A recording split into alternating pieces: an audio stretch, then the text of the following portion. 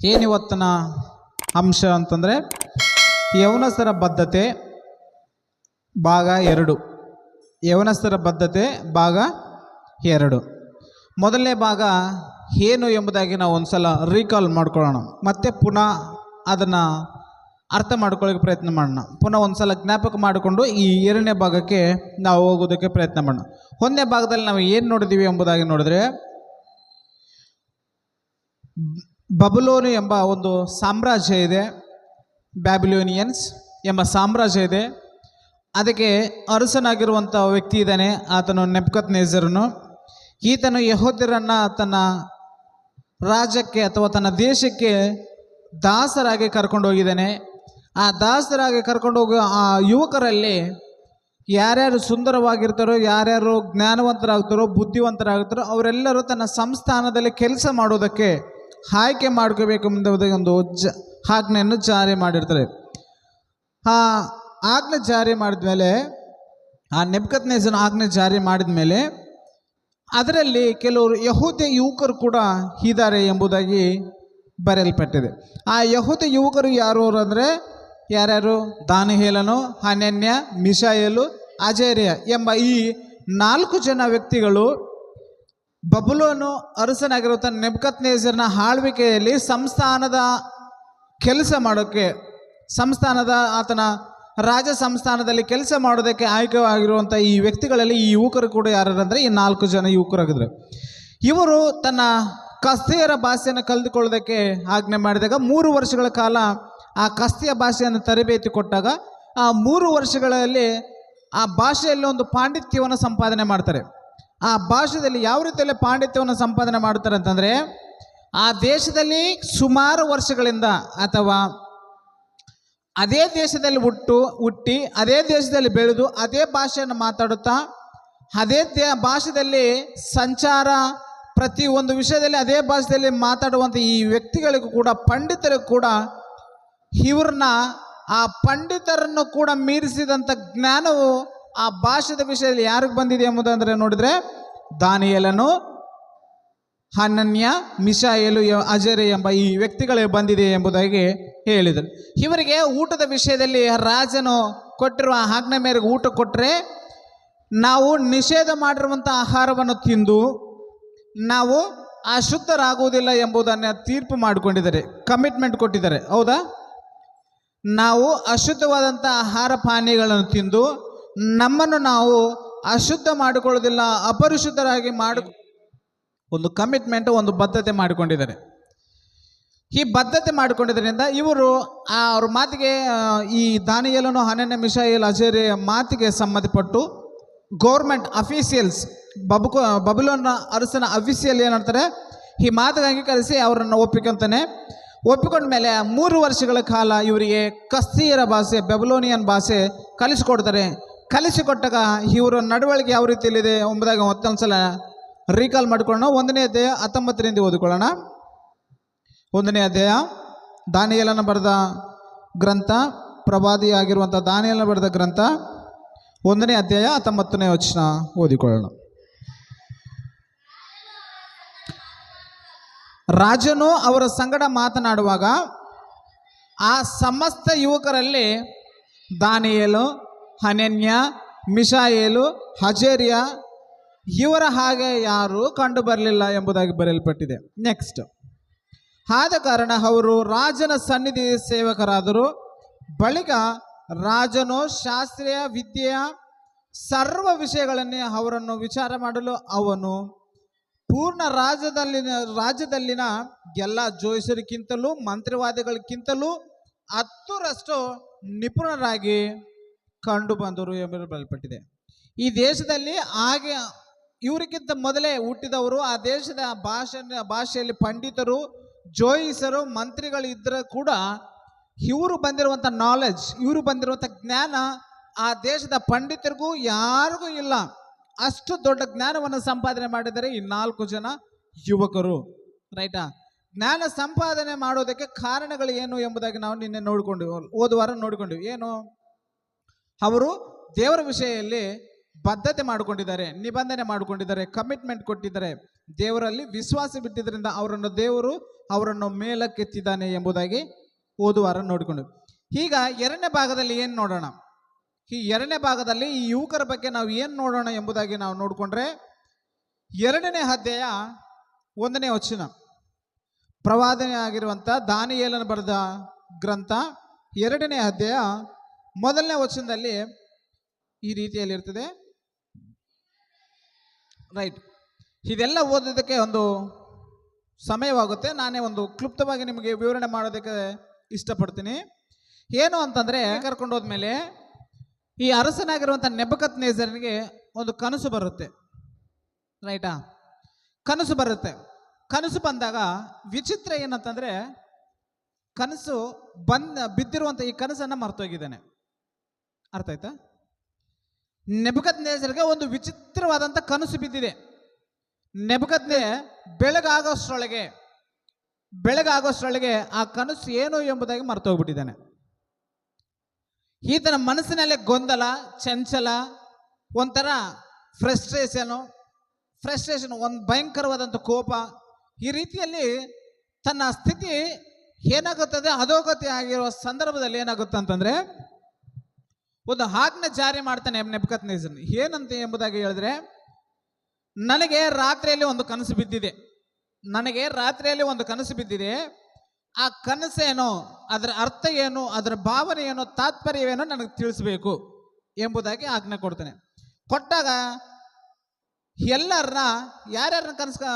ಯಾರನ್ನ ಕರಿತೇನೆ 2ನೇ ವಚನದಿಂದ ಓದೋಣ. ಮೊದಲಿನಿಂದ ನಾವು ಓದ್ಕೊಳ್ಳೋಣ, ಸ್ಪೀಡಾಗಿ ಓದೋಣ. ನೆಬೂಕದ್ನೆಚ್ಚರನು ತನ್ನ ಆಳ್ವಿಕೆಯ 2ನೇ ವರ್ಷದಲ್ಲಿ ಕನಸು ಕಂಡು ತತ್ತರಗೊಂಡನು, ಅವನಿಗೆ ನಿದ್ರೆ ತಪ್ಪಿತು. ಆಗ ರಾಜನು ತನ್ನ ಕನಸುಗಳ ಅಭಿಪ್ರಾಯವನ್ನು ತಿಳಿಸಲಿಲ್ಲೆಂದು ಜೋಯಿಸರನ್ನು, ಮಂತ್ರವಾದಿಗಳನ್ನು, ಮಾಟಗಾರರನ್ನು, ಪಂಡಿತರನ್ನು ಕರೆಯಿಸಲು ಅವರು ಸನ್ನಿಧಿಗೆ ಬಂದು ರಾಜನ ಮುಂದೆ ನಿಂತುಕೊಂಡರು. 3ನೇ ವಚನ, ರಾಜನು ಅವರಿಗೆ, ನಾನು ಕನಸು ಕಂಡೆನು, ಅದರ ಅರ್ಥವೇನು ಎಂದು ನನ್ನ ಮನಸ್ಸು ತತ್ತರಗೊಂಡಿದೆ ಎಂಬುದಾಗಿ ಹೇಳಲು 4ನೇ ವಚನದಲ್ಲಿ ಏನಂತಾರೆ ನೋಡಿ ಆ ಪಂಡಿತರು ಅರಾಮಯ ಭಾಷೆಯಲ್ಲಿ ರಾಜನಿಗೆ ಅರಸನೇ, ಚಿರಂಜೀವಿಯಾಗಿರು, ಆ ಕನಸನ್ನು ನಿನ್ನ ದಾಸರಿಗೆ ಹೇಳು, ಅದರ ತಾತ್ಪರ್ಯವು ತಿಳಿಸುವೆವು ಎಂದು ಆರೈಕೆ ಮಾಡಿಕೊಂಡ್ರು. ಏನಾಗುತ್ತೆ ಅಂತಂದರೆ ಕೇಳಲ್ಲರು. ನೆಬೂಕದ್ನೆಚ್ಚರನಿಗೆ ಕನಸು ಬಿದ್ದಿದೆ. ರೈಟಾ? ಈ ಜೋಯಿಸರನ್ನ, ಮಂತ್ರವಾದಿಗಳನ್ನ, ಪಂಡಿತರನ್ನ ಎಲ್ಲರನ್ನ ಕರೆಸ್ತಾನೆ. 4 ಡಿವಿಷನ್ಸ್ ಇರ್ತೇವೆ ನೋಡಿ. 2ನೇ ವಚನದಲ್ಲಿ ಏನಿರ್ತದೆ? ಜೋಯಿಸರು, ಮಂತ್ರವಾದಿಗಳು, ಮಾಟಗಾರರು, ಪಂಡಿತರು. ಜೋಯಿಸರು, ಮಂತ್ರವಾದಿಗಳು, ಮಾಟಗಾರರು, ಪಂಡಿತರು, ಈ 4 ಡಿವಿಷನ್ಸ್ ಈ ವ್ಯಕ್ತಿಗಳನ್ನು ಕರೆಸಿ ಏನು ಮಾಡ್ತಾನೆ ಅಂದರೆ, ನನಗೆ ರಾತ್ರಿಯಲ್ಲಿ ಒಂದು ಕನಸು ಬಿದ್ದಿದೆ, ಅದರ ಅರ್ಥವನ್ನು ನನಗೆ, ಅದರ ತಾತ್ಪರ್ಯವನ್ನು ನನಗೆ ತಿಳಿಸು ಎಂದು ಹೇಳ್ತಾರೆ. ಆವಾಗ ಅರಸನ ಮುಂದೆ ಇವರೆಲ್ಲರೂ ಬಂದು, ಅರಸನೇ, ನೀನು ಚಿರಂಜೀವಿ ಆಗರು, ನೀನು ಸದಾಕಾಲ ಬದುಕು, ಆದರೆ ನೀನು ಕಂಡಿರುವಂಥ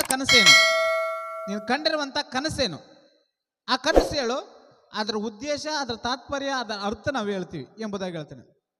ಸಿಟ್ಟು ಬರುತ್ತದೆ ನೆಬೂಕದ್ನೆಚ್ಚರನಿಗೆ. ಆ ಕನಸೇ ಮರ್ತೋಗಿದ್ದೇನೆ, ಸಿಟ್ಟು ಬರ್ತದೆ. ಆವಾಗ ಆಜ್ಞೆ ಮಾಡ್ತೇನೆ, ನೀವು ಜೋಯಿಸರು, ಪಂಡಿತರು, ಮಾಟಗಾರರು, ಮಂತ್ರಿಗಳು ಇದಿರಲ್ಲ, ನನ್ನ ಕನಸು ಏನು ಬಿದ್ದಿದೆ ಅಂತ ಹೇಳ್ಬೇಕು, ಅದರ ತಾತ್ಪರ್ಯ ನೀವೇ ಹೇಳ್ಬೇಕು. ಹಾಗೆ ಮಾಡಲಿಲ್ಲ ಅಂದರೆ ನಿಮ್ಮೆಲ್ಲರನ್ನ ಸಾಯಿಸ್ತೀನಿ ಎಂಬುದಾಗಿ ಆಜ್ಞೆ ಮಾಡ್ತಾನೆ. ಎಲ್ಲರೂ ಭಯಪಡ್ತಾರೆ. ಕನಸು ಯಾವ ರೀತಿಯಲ್ಲಿ? ನಿನಗೆ ಬಂದಿರೋಂಥ ಕನಸು ನನಗೇನು ಗೊತ್ತಾಗುತ್ತೆ? ಅರಸನಿಗೆ ಬಂದಿರೋಂಥ ಕನಸು ಜೋಯಿಸರಿಗೆ, ಮಾಟಗಾರರಿಗೆ ಯಾವ ರೀತಿಯಲ್ಲಿ ಗೊತ್ತಾಗುತ್ತೆ? ಆದರೆ ಆಜ್ಞೆ ಮಾಡ್ತಾನೆ, ಏನಂತ? ನೀನು ಕಂಡಿರುವಂಥ ಕನಸು ಹೇಳು, ನಾವು ಅರ್ಥ ಹೇಳ್ತೀವಿ ಅಂತ ಜೋಯಿಸರು ಹೇಳ್ತಾರೆ. ಆದರೆ ಅರಸನ ಏನಂತ ಆಜ್ಞೆ ಮಾಡ್ತಾನೆ ಅಂದರೆ, ನಾನು ಆ ಕನಸು ಮರ್ತೋಗಿದ್ದೇನೆ, ಕನಸು ಹೇಳ್ಬೇಕು ನೀವು, ಅದರ ಭಾವಾರ್ಥ, ತಾತ್ಪರ್ಯ ಕೂಡ ನನಗೆ ಹೇಳ್ಬೇಕು ಎಂಬುದಾಗಿ ಹೇಳಿದಾಗ 5ನೇ ವಚನದಲ್ಲಿ ಏನಾಗುತ್ತೆ ನೋಡಿ. 5ನೇ ವಚನ, ಆಗ ರಾಜನು ಪಂಡಿತರಿಗೆ ಪ್ರತ್ಯುತ್ತರವಾಗಿ, ನನ್ನ ಮಾತು ಖಂಡಿತ, ನೀವೇ ಆ ಕನಸನ್ನು, ಅದರ ಅಭಿಪ್ರಾಯವನ್ನು ನನಗೆ ತಿಳಿಸದಿದ್ದರೆ ನಿಮ್ಮನ್ನು ಚೂರು ಚೂರಾಗಿ ಕಡಿಸುವೆನು. ಏನಾಗುತ್ತೆ?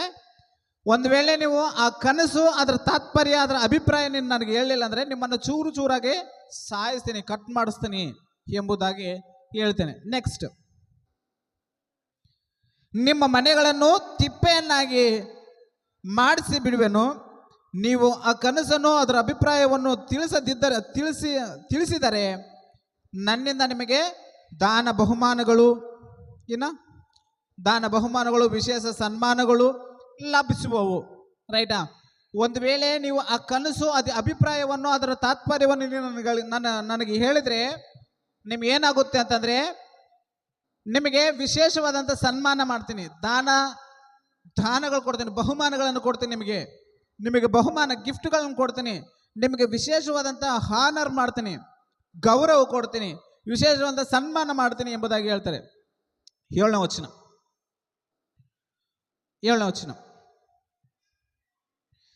ರಾಜನು ತನ್ನ ದಾಸರಿಗೆ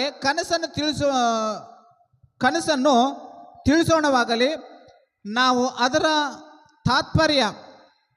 ತಾತ್ಪರ್ಯವನ್ನು ವಿವರಿಸುವೆನು ಎಂಬ ಉತ್ತರವನ್ನು ಪುನಃ ಕೊಟ್ಟರು. ಮತ್ತೇನಂತಾನೆ, ಮತ್ತೆ ಈ ಜೋಯಿಸರು ಏನು ಹೇಳ್ತಾನೆ, ನೀನು ಕನಸು ಹೇಳು, ಅದರ ತಾತ್ಪರ್ಯ, ಅದರ ಉದ್ದೇಶ, ಅದರ ಅರ್ಥ ನಾವು ಹೇಳ್ತೀವಿ, ನೀನು ಕನಸು ಹೇಳು ಅಂತ ಹೇಳಿದಾಗ ಆವಾಗ ಮತ್ತೆ ಉಗ್ರ ರೂಪನಾಗಿ ಒಂದು ಭಯಂಕರವಾದಂಥ ಆಜ್ಞೆ ಕೊಡ್ತಾನೆ 8ನೇ ವಚನದಲ್ಲಿ. ಅದಕ್ಕೆ ರಾಜನು, ನೀವು ಆ ಕನಸನ್ನು ನನಗೆ ತಿಳಿಸದಿದ್ದರೆ ಮರಣದಂಡನೆಯ ನೇಮವೇ ನಿಮ್ಮ ಗತಿಯಾಗುವುದು ಎಂಬ ನನ್ನ ಮಾತು ಖಂಡಿತವೆಂದು ನೀವು ತಿಳಿದುಕೊಂಡು ಕಾಲಹರಣ ಮಾಡುತ್ತಿದ್ದೀರಿ.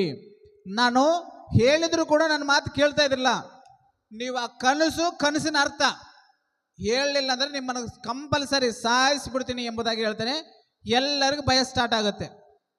ಯಾರು ಜೋಯಿಸರು, ಪಂಡಿತರು, ಮಾಟಗಾರರು, ಮಂತ್ರಿಗಳು 4 ಡಿವಿಷನ್ಗಳು ಬಂದು ಯಾರು ಕೂಡ ಅದರ ಭಾವಾರ್ಥವನ್ನು, ಅದರ ಕನಸನ್ನು ಹೇಳೋದಕ್ಕೆ ಯಾರು ಕೈಯಲ್ಲಾಗಲ್ಲ. 10ನೇ ವಚನ ನೋಡೋಣ. 10ನೇ ವಚನ. ಆಗ ಆ ಪಂಡಿತರು ರಾಜನ ಮುಂದೆ ರಾಜನು ಕೇಳಿದ ಸಂಗತಿಗಳನ್ನು ತಿಳಿಸಬಲ್ಲವನು ಲೋಕದಲ್ಲಿ ಯಾವನೂ ಇಲ್ಲ.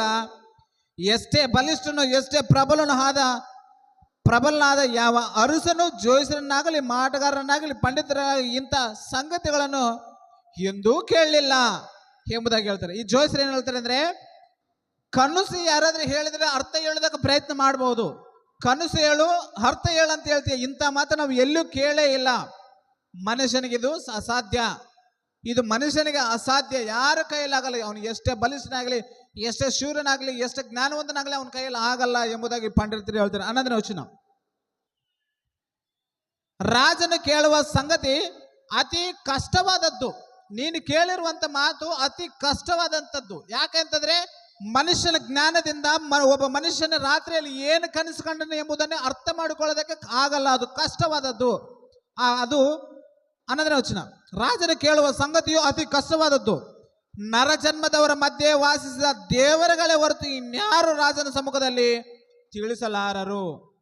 ಒಂದು ವೇಳೆ ಅರಸನೇ, ನೀನು ಕಂಡಿರುವಂತಹ ಕನಸು ನಿನಗೆ ಅರ್ಥ ಹೇಳ್ಬೇಕಂದ್ರೆ ಮನುಷ್ಯ ಜನ್ಮದಲ್ಲಿ ಹುಟ್ಟಿರುವಂತ ದೇವರೇ ಹೇಳ್ಬೇಕಂತ ಹೊರತು ಮನುಷ್ಯನ ನರಜನ್ಮನ ಯಾರು ಹೇಳಕ್ಕೆ ಸಾಧ್ಯವಾಗಲ್ಲ ಎಂಬುದಾಗಿ ಜೋಯಿಸರು ಪಂಡಿತರು ಮಾತು ಹೇಳ್ತಾರೆ. ಅರ್ಥ ಆಯ್ತು ಪ್ರಿಯರೇ? ಈ ಜೋಯಿಸರು ಪಂಡಿತರು ಮನುಷ್ಯರಲ್ಲಿ ದೇವರೇ ಬಂದು ನಿನಗೆ ಹೇಳ್ಬೇಕು ಹೊರತು ಮನುಷ್ಯರಲ್ಲಿ ಅಂತ ಜ್ಞಾನ ಯಾರಿಗೂ ಇಲ್ಲ. ಅವನು ಎಷ್ಟೇ ಬಲಿಷ್ಠನಾಗ್ಲಿ, ಎಷ್ಟೇ ಜ್ಞಾನವಂತನಾಗ್ಲಿ, ಎಷ್ಟೇ ಬುದ್ಧಿವಂತನಾಗ್ಲಿ, ಶಕ್ತಿವಂತನಾಗ್ಲಿ, ಅವನಿಗೆ ಒಬ್ಬ ಮನುಷ್ಯನ ಕಂಡಿರುವಂತ ಕನಸನ್ನು ವಿವರಣೆ ಮಾಡಕ್ಕೆ ಹೇಳೋದಿಲ್ಲ ಎಂಬುದಾಗಿ ಹೇಳ್ತಾನೆ. 11ನೇ ವಚನ ಮತ್ತೊಂದು ಹೇಳೋದನ್ನ. ರಾಜನು ಕೇಳುವ ಸಂಗತಿಯು ಅತಿ ಕಷ್ಟವಾದದ್ದು. ನರಜನ್ಮದವರ ಮಧ್ಯೆ ವಾಸಿಸಿದ ದೇವರುಗಳೇ ಹೊರತು ಇನ್ಯಾರು ರಾಜನ ಸಮ್ಮುಖದಲ್ಲಿ ತಿಳಿಸಲಾರರು ಎಂದು ಉತ್ತರ ಕೊಟ್ಟನು. ಆವಾಗ ನೆಕ್ಸ್ಟ್ ಏನಾಗುತ್ತೆ 12ನೇ ವಚನ. ಇದನ್ನು ಕೇಳಿದ ರಾಜನು ಉಗ್ರ ರೂಪವುಳ್ಳಾಗಿ ಬಾಬೆಲ ಸಕಲ ವಿದ್ವಾಂಸರನ್ನು ಕೊಲ್ಲಬೇಕೆಂದು ಆಜ್ಞಾಪಿಸಿದನು. ಕೂಡಲೇ ಈ ಆಜ್ಞೆಯು ಹೊರಟುಪಡಿತು.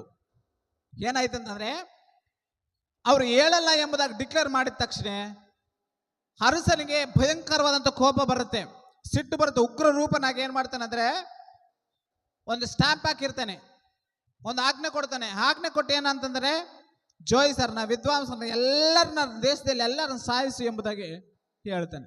ರೈಟಾ? ಸಾಯಿಸು ಅಂತ ಹೇಳಿದಾಗ ಈ 4 ಡಿವಿಷನ್ಗಳದಾವೆ. ಯಾರ್ಯಾರು? ಮಂತ್ರಿಗಳು, ಮಾಟಗಾರರು, ಜೋಯಿಸರು, ಪಂಡಿತರು. ಮಂತ್ರಿಗಳು, ಮಾಟಗಾರರು, ಜೋಯಿಸರು, ಪಂಡಿತರು. 4 ಡಿವಿಷನ್ಗಳಲ್ಲಿ, ರೈಟಾ?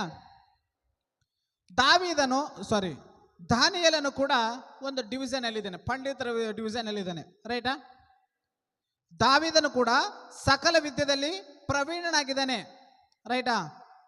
1ನೇ ಅಧ್ಯಾಯ 20ನೇ ವಚನದಲ್ಲಿ ಏನು ನೋಡಿದ್ವಿ? ಸರ್ವ ವಿಷಯಗಳಲ್ಲಿ ಜೋಯಿಸರಿಗಿಂತಲೂ ಎಲ್ಲರಿಗಿಂತಲೂ 10ರಷ್ಟು ನಿಪುಣರಾಗಿದ್ದಾರೆ, ಪಂಡಿತರಾಗಿದ್ದಾರೆ ಎಂಬುದಾಗಿ ನೋಡಿದ್ವಿ. ದಾನಿಯೇಲನು ಕೂಡ ಈಗ ಪಂಡಿತರ ಲೆಕ್ಕದಲ್ಲಿದ್ದಾನೆ, ರೈಟಾ? ಈಗ ಆಜ್ಞೆ ಜಾರಿ ಬಂತು. ಯಾರೇನು ಸಾಯಿಸಬೇಕು? ಸಕಲ ವಿದ್ವಾಂಸರೆಲ್ಲರೂ ಸಾಯಿಸಬೇಕಂತ ಹೇಳಿದಾಗ ಒಬ್ಬ ಅಧಿಕಾರಿಗೆ, ಹರಿಯೋಕನೆಂಬ ಅಫಿಷಿಯಲ್ಸ್ಗೆ ಈ ವಿದ್ವಾಂಸರೆಲ್ಲ ಸಾಯಿಸು ಎಂಬುದಾಗಿ ಆಜ್ಞೆ ಕೊಟ್ಟಿರ್ತಾನೆ. ಆಜ್ಞೆ ಕೊಟ್ಟಾಗ ಎಲ್ಲ ಸಾಯಿಸ್ಕೊಂಡು ಬರ್ತಾ ದಾನಿಯೇಲನ ತನಕ ಬರ್ತಾರೆ. ಎಲ್ಲಿ ಬರ್ತಾರೆ?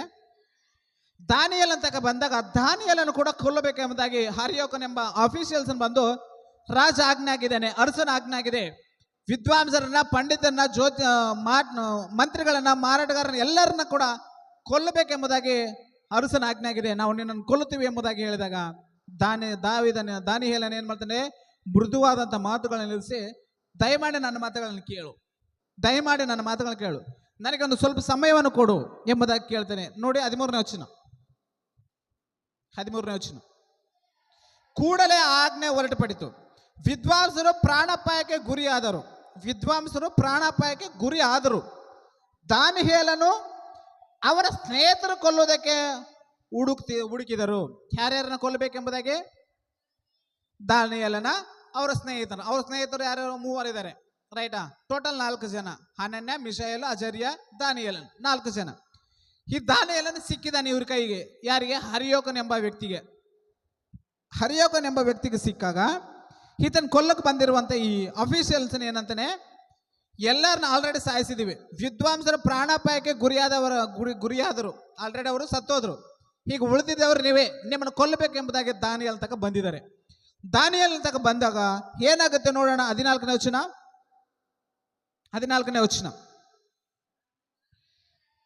2ನೇ ಅಧ್ಯಾಯ 14ನೇ ವಚನ.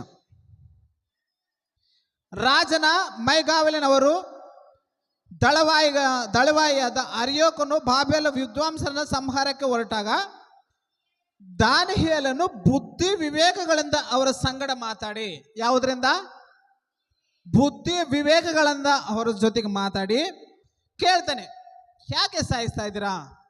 ಹರಿಯೋಕನೇ, ಅಫಿಷಿಯಲ್ಸೇ, ಸರ್ ಯಾಕೆ ಸಾಯಿಸ್ತಾ ಇದ್ದೀರಾ? ಸಾಯಿಸೋದಕ್ಕೆ ಒಂದು ಕಾರಣಗಳೇನು ಹೇಳಿ ಎಂಬುದಾಗಿ ಹೇಳಿದ್ರೆ ಈ ಚರಿತ್ರೆಯನ್ನು ಹೇಳ್ತಾನೆ. ಅರಸನು ಕನಸು ಕಂಡಿದ್ದಾನೆ, ಯಾರು ಹೇಳಲ್ಲ. ಆ ಕನಸಿನ ಭಾವಾರ್ಥವನ್ನು ಯಾರು ಹೇಳಿಲ್ಲ. ಅದಕ್ಕೆ ಹರಿಯೋಕನೆಂಬ ಈ ವ್ಯಕ್ತಿ ಬಂದು, ರಾಜ ಈ ತರ ಆಜ್ಞೆ ಮಾಡಿದ್ದಾನೆ, ರಾಜರು ಕನಸು ಕಂಡ್ರೆ ಆ ಕನಸಿನ ಅರ್ಥ ಯಾರು ಹೇಳ್ತಾ ಇಲ್ಲ, ಅದಕ್ಕೆ ರಾಜ ಆಜ್ಞೆ ಆಗಿದೆ, ಎಲ್ಲರೂ ವಿದ್ವಾಂಸರನ್ನ, ಪಂಡಿತರನ್ನ, ಜೋಯಿಸರನ್ನ, ಮಾರಾಟಗಾರರ, ಮಂತ್ರಿಗಳನ್ನ ಎಲ್ಲರೂ ಸಾಯಿಸ್ರಿ ಎಂಬುದಾಗಿ ರಾಜ ಆಜ್ಞೆ ಆಗಿದೆ, ನಿಮ್ಮನ್ನು ಕೂಡ ಸಾಯಿಸಕ್ಕೆ ಬಂದೀನಿ ಎಂಬುದಾಗಿ ಹೇಳಿದಾಗ ದಾನಿಯೇಲನು ಬುದ್ಧಿ ವಿವೇಕಗಳಿಂದ ಆತನ ಜೊತೆ ಮಾತನಾಡಿ, ಕೇಳಿ ಎಲ್ಲರೂ, ದಾನಿಯೇಲನು ಬುದ್ಧಿ ವಿವೇಕಗಳಿಂದ ಆತನ ಜೊತೆ ಮಾತನಾಡಿ, ಸರ್ ನಮಗೆ ಸ್ವಲ್ಪ ಸಮಯವನ್ನು ಕೊಡಿ, ರಾಜನು ಯಾವ ರೀತಿ ಏನು ಕನಸು ಕಂಡಿದ್ದಾನೋ ನಾನು ಹೇಳ್ತೀನಿ, ನನಗೆ ಸ್ವಲ್ಪ ಸಮಯ ಕೊಡಿ ಎಂಬುದಾಗಿ ಕೇಳ್ಕೊಳ್ತಾನೆ. ನೋಡೋಣ ಮಾತು. 15ನೇ ವಚನ. ಈ ರಾಜಾಜ್ಞೆ ಯಾಕೆ ಇಷ್ಟು ತೀಕ್ಷ್ಣ ಎಂದು ಕೇಳಲು ಹರಿಯೋಕನು ನಡೆದ ಸಂಗತಿಗಳನ್ನು ದಾನಿಯೇಲನಿಗೆ ತಿಳಿಸಿದನು. 16ನೇ ವಚನ. ಆಮೇಲೆ ದಾನಿಯೇಲನು ಅರಮನೆಗೆ ಸೇರಿ, ನನಗೆ ಸಮಯವನ್ನು ಕೊಟ್ಟರೆ ನಾನು ಆ ಕನಸಿನ ಅರ್ಥವನ್ನು ರಾಜನಿಗೆ ವಿವರಿಸುವೆನು ಎಂದು ಅರಿಕೆ ಮಾಡಿಕೊಂಡನು. ನನಗೆ ಸ್ವಲ್ಪ ಸಮಯವನ್ನು ಕೊಡಿ, ನಾನು ಆ ಕನಸಿನ ಅರ್ಥ ಹೇಳ್ತೀನಿ ಎಂಬುದಾಗಿ ಹೇಳ್ತಾನೆ. ರೈಟ್. ಅರಿಯೋಕನು ಏನು ಮಾಡ್ತಾನೆ? ಸ್ವಲ್ಪ ಸಮಯವನ್ನು ಕೊಡ್ತಾನೆ. ರೈಟ್, ನೀನು ಆ ಕನಸಿನ ಅರ್ಥ ಹೇಳ್ತೀಯಾ, ನಿನಗೆ ಸಮಯ ಕೊಡ್ತೀನಿ, ಅನೇಕ ಜನರ ವಿದ್ವಾಂಸ ಪ್ರಾಣಗಳನ್ನು ಉಳಿಸು, ನಿನಗೆ ಒಂದು ಅವಕಾಶ ಕೊಡ್ತೀನಿ, ನೀನು ಹೋಗಿ ಆ ರಾಜನ ಕಂಡಿರುವಂಥ ಕನಸು ವಿವರಣೆ ಮಾಡಿದರೆ ಆತ ನಿನಗೆ ವಿಶೇಷವಾದ ಸನ್ಮಾನ ಕೊಡ್ತೀನಿ ಎಂಬುದಾಗಿ ಹೇಳಿದ್ದಾನೆ ಎಂಬುದಾಗಿ ಹೇಳ್ತಾರೆ. ರೈಟ್, ಈ ಮಾತುಗಳನ್ನು ಕೇಳಿ ತನ್ನ ಮನೆಗೆ ಹೋಗ್ತಾನೆ. 17ನೇ ವಚನ. ಬಳಿಕ ಬಳಿಕ ದಾನಿಯೇಲನು ತನ್ನ ಮನೆಗೆ ಹೋಗಿ ಹನನ್ಯ, ಮಿಶಾಯೇಲು, ಅಜೇರ ಎಂಬ ತನ್ನ ಸ್ನೇಹಿತರಿಗೆ ಆ ಸಮಾಚಾರವನ್ನು ತಿಳಿಸಿ, ನಾನು ಬಾಬೆಲ್ನ ಇತರ ವಿದ್ವಾಂಸರೊಂದಿಗೆ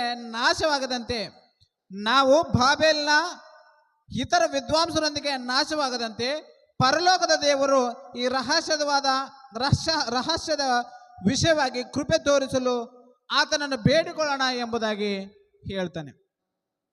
ತನ್ನ ಸ್ನೇಹಿತರಿಗೆ, ದಾನಿಯೇಲನ ಮನೆಗೆ ಬಂದು ತನ್ನ ಸ್ನೇಹಿತರಿಗೆ ಎಲ್ಲ ವಿವರಣೆ ಮಾಡಿ ಹೇಳ್ತಾನೆ. ನೆಬೂಕದ್ನೆಚ್ಚರನು ಅರಸನು ಈ ರೀತಿಯಲ್ಲಿ ಆಜ್ಞೆ ಕೊಟ್ಟಿದ್ದಾನೆ, ಅನೇಕ ವಿದ್ವಾಂಸರ ಆಲ್ರೆಡಿ ಕೊಲ್ಲಿಸಿದ್ದಾನೆ, ಸಾಯಿಸಿದ್ದಾನೆ.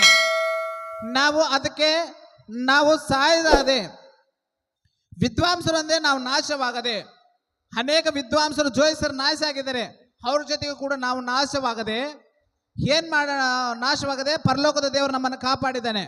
ಆದರೆ ನಾನು ಒಂದು ಮಾತು ಕಮಿಟ್ಮೆಂಟ್ ಕೊಟ್ಟು ಬಂದಿದ್ದೀನಿ. ಏನು ಕಮಿಟ್ಮೆಂಟ್ ಅಂತಂದರೆ, ರಾಜನು ಕಂಡಿರುವಂಥ ಕನಸು ಅದರ ಅರ್ಥವನ್ನು ನಾನು ಹೇಳ್ತೀನಿ ಎಂಬುದಾಗಿ ಹೇಳಿದ್ದೀನಿ. ಈ ಮಾತು ನಾವು ನೆರವೇರಿಸಬೇಕು ಬನ್ನಿ ಅಂತೇಳಿ ತನ್ನ ಸ್ನೇಹಿತರಿಗೆಲ್ಲರಿಗೂ ಹೇಳಿದಾಗ ಆ ಸ್ನೇಹಿತರು ಎಲ್ಲರೂ ಏನು ಮಾಡ್ತಾರೆ ನೋಡಿ. 18ನೇ ವಚನ ಮತ್ತೊಂದು ಸಲ ಓದೋಣ. 18ನೇ ವಚನ. ನಾವು ಆ ಸಮಾಚಾರವನ್ನು ತಿಳಿಸಿ, ನಾವು ಬಾಬೆಲ್ನ ಇತರ ವಿದ್ವಾಂಸರೊಂದಿಗೆ ನಾಶವಾಗದಂತೆ ಪರಲೋಕದ ದೇವರು ಈ ರಹಸ್ಯದ ವಿಷಯವಾಗಿ ಕೃಪೆ ತೋರಿಸಲು ಆತನನ್ನು ಬೇಡಿಕೊಳ್ಳೋಣ ಎಂಬುದಾಗಿ ಕೇಳಿದರು. ಇವರೆಲ್ಲರೂ ಸೇರಿ ಒಗ್ಗಟ್ಟಾಗಿ ಪ್ರಾರ್ಥನೆ ಮಾಡ್ತಾರೆ. ಬೇಡಿಕೊಳ್ಳೋದಂದ್ರೆ ಪ್ರಾರ್ಥನೆ. ದೇವರಲ್ಲಿ ಬಳಿ ಹೋಗಿ ಈ ಥರ ದೇವರಿಗೆ ಯಾವ ರೀತಿಯಲ್ಲಿ ಮೊರೆಟ್ಟಿದ್ರು, ಯಾವ ರೀತಿಯಲ್ಲಿ ಪ್ರಾರ್ಥನೆ ಮಾಡಿಕೊಂಡ್ರು, ಯಾವ ರೀತಿಯಲ್ಲಿ ವಿಜ್ಞಾಪನೆ ಮಾಡಿಕೊಂಡ್ರೆ ನಮ್ಗೆ ಗೊತ್ತಿಲ್ಲ. ಆದರೆ ದೇವರ ಈ 4 ಜನ ಸೇರಿ ದೇವರ ಬಳಿಯಲ್ಲಿ ಹೋಗಿ ಪ್ರಾರ್ಥನೆ ಮಾಡಿಕೊಂಡು ದೇವರನ್ನು ಬೇಡಿಕೊಂಡಾಗ ಆ ರಾತ್ರಿಯಲ್ಲೇ ದಾನಿಯೇಲನಿಗೆ ಕನಸು ಬರುತ್ತೆ. ಏನಂತ ಕನಸು ನೋಡಿ, 19ನೇ ವಚನ. ಆಗ ಆ ರಹಸ್ಯವು ರಾತ್ರಿಯ ಸ್ವಪ್ನದಲ್ಲಿ, ಕನಸಿನಲ್ಲಿ ದಾನಿಯೇಲನಿಗೆ ವ್ಯಕ್ತವಾಯಿತು.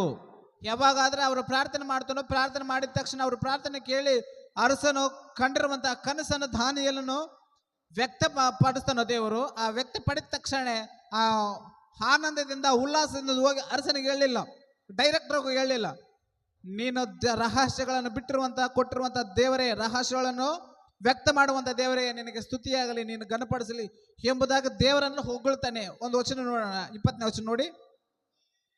ದೇವರ ನಾಮಕ್ಕೆ ಯುಗಾಂತರಗಳಲ್ಲಿಯೂ ಕೊಂಡಾಟವಾಗಲಿ, ಜ್ಞಾನ ತ್ರಾಣಗಳ ಆತನವುಗಳೇ, ಕಾಲ ಸಮಯಗಳನ್ನು ಮಾರ್ಪಾಡಿಸುತ್ತಾನೆ, ರಾಜನು ತಳ್ಳುತ್ತಾನೆ, ನಿಲ್ಲಿಸುತ್ತಾನೆ, ಜ್ಞಾನಿಗಳ ಜ್ಞಾನವು, ವಿವೇಕಗಳ ವಿವೇಕವು ಆತನ ವರವೇ, ಆತನು ಹಾಗಾದ ವಿಷಯಗಳನ್ನು ಗೂಢಾರ್ಥಗಳನ್ನು ಬಯಲಿಗೆ ತರುತ್ತಾನೆ. ಆತನು ಹಾಗಾದ ವಿಷಯಗಳನ್ನು ಗೂಢಾರ್ಥಗಳನ್ನು ಬಯಲಿಗೆ ತರುತ್ತಾನೆ. ಕಾರ್ಗತ್ತದಲ್ಲಿ ಅಡಗಿರುವುದು ಆತನಿಗೆ ಗೋಚರ, ಕಾರ್ಗತ್ತದಲ್ಲಿ ಅಡಗಿರುವುದು ಆತನಿಗೆ ಗೋಚರ, ತೇಜಸ್ಸು ಆತನಲ್ಲಿ ನೆಲೆಗೊಂಡಿದೆ ಎಂಬುದಾಗಿ ವರ್ಣನೆ ಮಾಡಿ ದೇವರನ್ನ ಸ್ತುತಿಸುತ್ತಾನೆ, ಘನಪಡಿಸುತ್ತಾನೆ. ನನಗೆ ರಹಸ್ಯಗಳನ್ನು ತಿಳಿಸಿದೀಯಾ, ನಿನಗೆ ಸ್ತೋತ್ರ. ಯುಗಾಂತರಗಳಲ್ಲಿ ನಿನ್ನನ್ನು ಕೊಂಡಾಡ್ತೇನೆ, ಮಹಿಮೆ ಪಡಿಸುತ್ತೇನೆ. ನೀನು ಅನೇಕವಾದಂಥ ವಿಷಯ, ಗಾಢಾಂತವಾದ ವಿಷಯ, ಅಗಾಧವಾದಂಥ ವಿಷಯಗಳನ್ನು ತಿಳಿಸಬರುವಂಥ ಸರ್ವಶಕ್ತನಾಗಂಥ ದೇವರು ನೀನಾಗಿದೆ ಎಂಬುದಾಗಿ ದೇವರನ್ನ ದಾನಿಯೇಲನು ಕೊಂಡಾಡ್ತಾನೆ.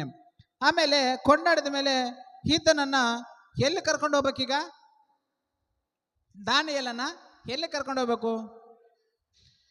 ರಾಜನ ಬಳಿಯಲ್ಲಿ ಕರ್ಕೊಂಡು ಹೋಗ್ಬೇಕು. 24 ವಚನ ನೋಡಿ. ಆಗ ದಾನಿಯೇಲನು ಬಾಬೆಲಿನ ವಿದ್ವಾಂಸರ ಕೊಲ್ಲುವುದಕ್ಕೆ ರಾಜನು ನೇಮಿಸಿದ ಅರಿಯೋಕನ ಬಳಿಗೆ ಹೋಗಿ ಅವನಿಗೆ, ಬಾಬೆಲಿನ ವಿದ್ವಾಂಸನ ಕೊಲ್ಲಬೇಡ, ನನ್ನನ್ನು ರಾಜನ ಸನ್ನಿಧಿಗೆ ಬಿಡು, ನಾನು ಕನಸಿನ ಅಭಿಪ್ರಾಯವನ್ನು ರಾಜನಿಗೆ ತಿಳಿಸುವೆನು ಎಂಬುದಾಗಿ ಹೇಳ್ತಾನೆ. ಈಗ ನೀನು ಯಾರನ್ನ ಕೊಲ್ಲಕ್ಕೋಬೇಡ, ವಿದ್ವಾಂಸರನ್ನ ಯಾರು ಕೊಲ್ಲಕ್ಕೋಬೇಡ, ನಾನು ಕನಸಿನ ಅರ್ಥ ಹೇಳ್ತೀನಿ, ಭಾವನೆ ಹೇಳ್ತೀನಿ, ಕನಸು ಹೇಳ್ತೀನಿ ಎಂಬುದಾಗಿ ನೋಡ್ತಾನೆ. ನೋಡಿ 28ನೇ ವಚನದಲ್ಲಿ ಏನು ಹೇಳ್ತಾನೆ, 27ನಿಂದ ಓದೋಣ. ಅದಕ್ಕೆ ದಾನಿಯೇಲನು ಸನ್ನಿಧಿಯಲ್ಲಿ ರಾಜನು ಕೇಳುವ ರಹಸ್ಯಗಳನ್ನು ವಿದ್ವಾಂಸರಾಗಲಿ, ಮಾಟಗಾರರಾಗಲಿ, ಜೋಯಿಸರಾಗಲಿ, ಶಕುನಗಳಾಗಲಿ ಯಾರೂ ರಾಜನಿಗೆ ತಿಳಿಸಲಿಲ್ಲ. ಯಾರು ತಿಳಿಸಲಿಲ್ಲಲ್ಲ, ಯಾರು ತಿಳಿಸಲಾರರು ಕೂಡ ಅವ್ರಿಗೆ ಸಾಧ್ಯವಾಗಲ್ಲ, ಯಾರು ಹೇಳಕ್ಕಾಗಂಗಿಲ್ಲ, ಯಾರಿಗೂ ಕೂಡ ಹೇಳಕ್ಕಾಗಂಗಿಲ್ಲ. ಅವರು ಯಾರು ತಿಳಿಸಲಾರರು ಎಂಬುದಾಗಿ ಹೇಳ್ತಾನೆ. ಯಾರ್ಯಾರು? ರಾಜನು ಕೇಳುವ ರಹಸ್ಯವನ್ನು ವಿದ್ವಾಂಸರಾಗಲಿ, ಮಾಟಗಾರರಾಗಲಿ, ಜೋಯಿಸರಾಗಲಿ, ಶಕುನಿಗಳಾಗಲಿ ಯಾರು ರಾಜನಿಗೆ ತಿಳಿಸಲಿಲ್ಲ. 28ನೇ ವಚನದಲ್ಲಿ ನೋಡಿ, ಆದರೆ ರಹಸ್ಯಗಳನ್ನು ವ್ಯಕ್ತಗೊಳಿಸುವ ಒಬ್ಬನಿದ್ದಾನೆ, ಆತನು ದೇವರು. ರಹಸ್ಯಗಳನ್ನು ವ್ಯಕ್ತಪಡಿಸುವ ಆತನು ಒಬ್ಬನಿದ್ದಾನೆ, ಆತನು ದೇವರು. ಪರಲೋಕದಲ್ಲಿದ್ದಾನೆ. ಆತನೆಲ್ಲಿದ್ದಾನೆ? ಪರಲೋಕದಲ್ಲಿದ್ದಾನೆ. ಉತ್ತರ ಕಾಲದಲ್ಲಿ ನಡೀತಕ್ಕದ್ದನ್ನು ಆತನ ರಾಜನಾದ ನೆಬೂಕದ್ನೆಚ್ಚರನಿಗೆ ತಿಳಿಸಿದ್ದಾನೆ. ನಿನ್ನ ಕನಸು ಹಾಸಿಗೆ ಮೇಲೆ ನಿನ್ನ ಮನಸ್ಸಿನಲ್ಲಿ ಬಿದ್ದ ಸ್ವಪ್ನಗಳು ಇವೆ. ರಾಜನೇ, ನೀನು ಹಾಸಿಗೆ ಮೇಲೆ ಮಲಗಿರುವಾಗ ಮುಂದೆ ಏನಾಗುವುದು ಎಂಬ ಆಲೋಚನೆಯು ನಿನ್ನಲ್ಲಿ ಹುಟ್ಟಿತು. ಇದನ್ನು ಮಲಗುವ ಸಂದರ್ಭದಲ್ಲಿ ಏನಾಯ್ತಂತಂದ್ರೆ ಮುಂದೆ ಏನಾಗುತ್ತೆ ಏನಾಗುತ್ತೆ ಏನಾಗುತ್ತೆ ಎಂಬುದಾಗಿ ಆಲೋಚನೆ ಮಾಡಿಕೊಂಡು ಮಲ್ಕೊಂಡಿದ್ದಾನೆ. ಅರ್ಥ ಆಯ್ತಾ? ರಾತ್ರಿ ನಾವು ಏನು ಆಲೋಚನೆಗಳು ಮಾಡಿ ಮಲ್ಕೋತೀವೋ ಅದೇ ಕನಸಿನಲ್ಲಿ ಬರುತ್ತೆ. ಬೆಳಗ್ಗೆ ನಾವು ಏನಾದರೂ ಏನೇನು ನೋಡಿ ಏನೇನಿಂದ ನಮ್ಮ ತಲೆ ಕೆಡಿಸ್ಕೊಂಡಿರ್ತೀವೋ, ನಮ್ಮ ಆಲೋಚನೆಗಳು ಯಾವುದರಲ್ಲಿ ಫೋಕಸ್ ಆಗಿ ಇಟ್ಟಿರ್ತೀವೋ ಅದೇ ವಿಷಯ ರಾತ್ರಿ ಕನಸಲ್ಲಿ ಬರ್ತದೆ. ಈ ನೆಬೂಕದ್ನೆಚ್ಚರನು ಏನಾಗುತ್ತೆ ಅಂದರೆ ಮುಂದೆ ಏನಾಗುತ್ತೆ ಏನಾಗುತ್ತೆ ಏನಾಗುತ್ತೆ ಎಂಬುದನ್ನು ಆಲೋಚನೆ ಮಾಡಿಕೊಂಡು ಮಲ್ಕೊಂಡಿದ್ದಾನೆ. ರೈಟಾ? ಈಗ ಮುಂದೆ ಏನಾಗುತ್ತೆ ಅಂದರೆ ಅದನ್ನು ಸತ್ತ ನಂತರ ಏನಾಗಬೇಕು ಏನಾಗುತ್ತೆ ಎಂಬುದಾಗ ಆಲೋಚನೆ ಮಾಡಿಕೊಂಡಾಗ ಅದನ್ನ ಕನಸಲ್ಲಿ ಏನು ಬಂದಿದೆ ನೋಡಿ.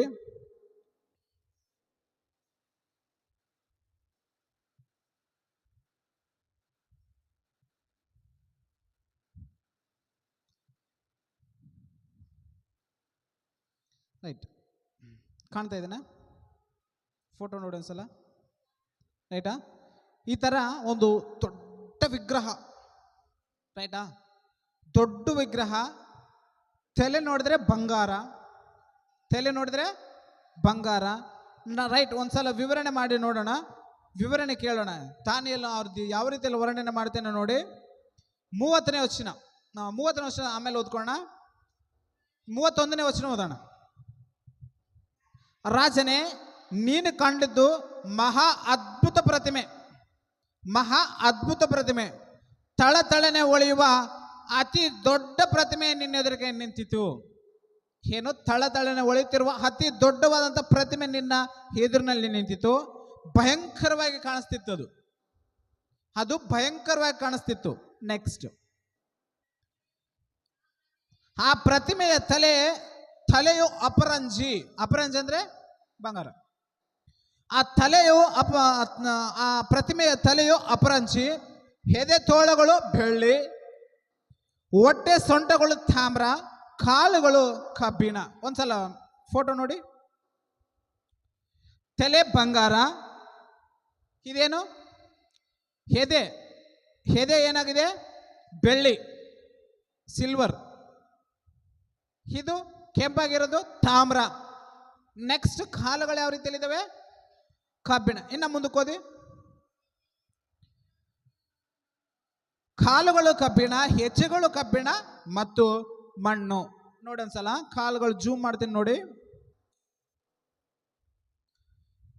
ಕಾಲುಗಳು ಇಲ್ಲಿಂದ ಇಲ್ಲಿ ತನಕ ಕಬ್ಬಿಣ ಇದೆ, ಇದು ಮಣ್ಣು. ರೈಟಾ? ಇಲ್ಲಿ ತನಕ ಕಬ್ಬಿಣ ಇದೆ. ಇದು ಬಂಗಾರದ ತಲೆ ಏನಿದೆಯಲ್ಲ, ಇದು ನೀನು. ಬಂಗಾರದ ತಲೆ ಏನಿದೆಯಾ ನೀನು ಸತ್ತ ನಂತರ ಬೇರೆ ಒಂದು ರಾಜ್ಯ ಬರುತ್ತೆ. ಅದೇ ಮಾದಿಯ ಪಾರಸಿಕ ರಾಜ್ಯ ಬರುತ್ತೆ.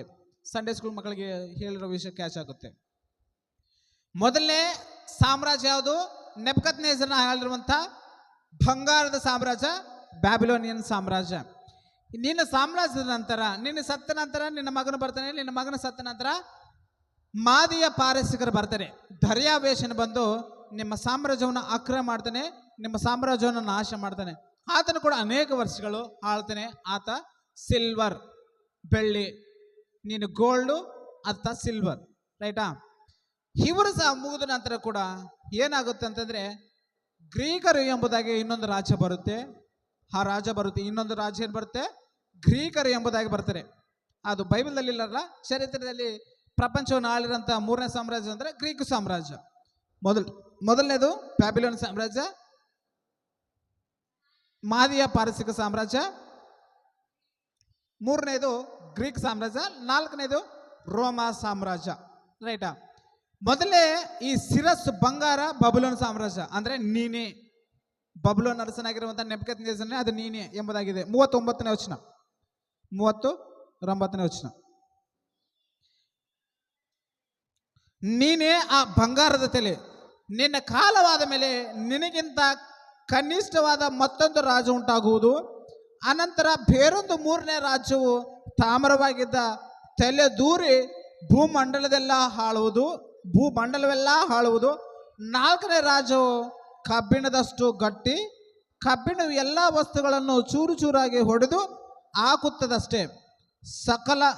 ಸಕಲವನ್ನು ಧ್ವಂಸ ಮಾಡುವ ಕಬ್ಬಿಣದಂತೆ ಅದು ಚೂರು ಚೂರಾಗಿ ಧ್ವಂಸ ಮಾಡುವುದು ಎಂಬುದಾಗಿ ಹೇಳಿದೆ.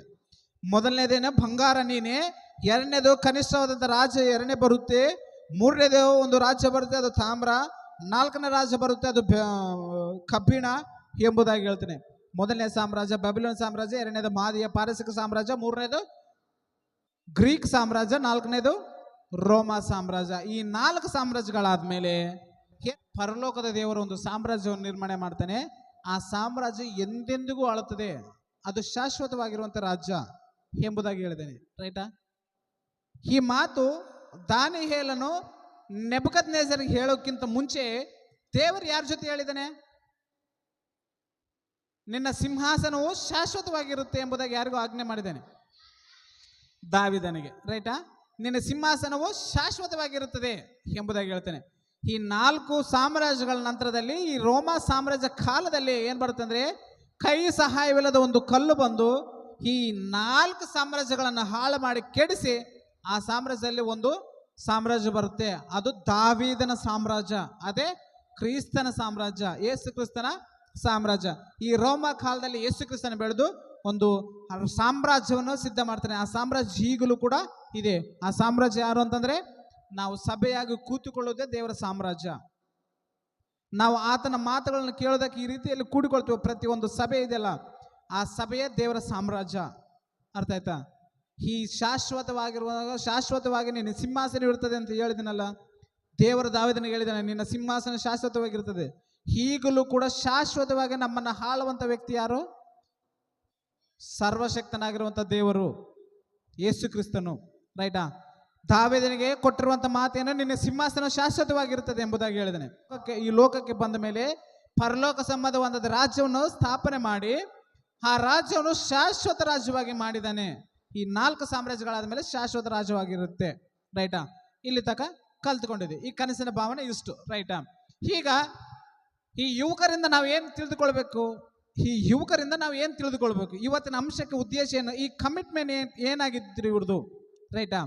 ಈ ಕನಸೇನು, ಇದೆಲ್ಲ ಚರಿತ್ರೆ ನೋಡಿದೀವಿ. ಈ ಯುವಕರು ಏನು ಕಮಿಟ್ಮೆಂಟ್ ಕೊಟ್ಟಿದ್ರು? 2ನೇ ಭಾಗದಲ್ಲಿ ಕಮಿಟ್ಮೆಂಟ್ ಏನು ಎಂಬುದಾಗಿ ನೋಡಿದ್ರೆ, 2ನೇ ಅಧ್ಯಾಯದಲ್ಲಿ ಏನಾಗುತ್ತೆ ಅಂದರೆ, ಅರಸನು ಕನಸು ಕಂಡಿರ್ತಾನ, ಆ ಕನಸಿನ ಅರ್ಥವನ್ನು ಹೇಳುವಷ್ಟು ಜ್ಞಾನವನ್ನು ಸಂಪಾದನೆ ಮಾಡ್ತಾನೆ ದಾನಿಯೇಲನು. ಈತನು ಜ್ಞಾನವನ್ನು ಎಷ್ಟು ಬೆಳೆಸಿಕೊಂಡಿದ್ದಾನೆ, ಮನುಷ್ಯನು ಕಂಡಿರುವಂತಹ ಆ ಜ್ಞಾನ ವಿಷಯಗಳನ್ನು ಕೂಡ ಅರ್ಥ ಮಾಡಿಕೊಳ್ಳುವಷ್ಟು ಬುದ್ಧಿ ಸಂಪಾದನೆ ಮಾಡಿದ್ದಾನೆ, ಜ್ಞಾನವನ್ನು ಸಂಪಾದನೆ. 2ನೇ ವಿಷಯದಲ್ಲಿ ಏನು ಕಲಿಬೇಕು? ಈ ಯುವಕರಿಂದ ಏನು ಕಲಿಬೇಕು ಅಂತಂದ್ರೆ, 13ನೇ ವಚನ ಒಂದ್ಸಲ ಓದಿ. 13ನೇ ವಚನ. ಕೂಡಲೇ ಆಜ್ಞೆಯು ಹೊರಟುಪಡಿತು, ವಿದ್ವಾಂಸರು ಪ್ರಾಣಾಪಾಯಕ್ಕೆ ಗುರಿಯಾದರು. ದಾನಿಯೇಲನನ್ನು ಅವನ ಸ್ನೇಹಿತರನ್ನು ಕೊಲ್ಲುವುದಕ್ಕೆ ಹುಡುಕಿದರು.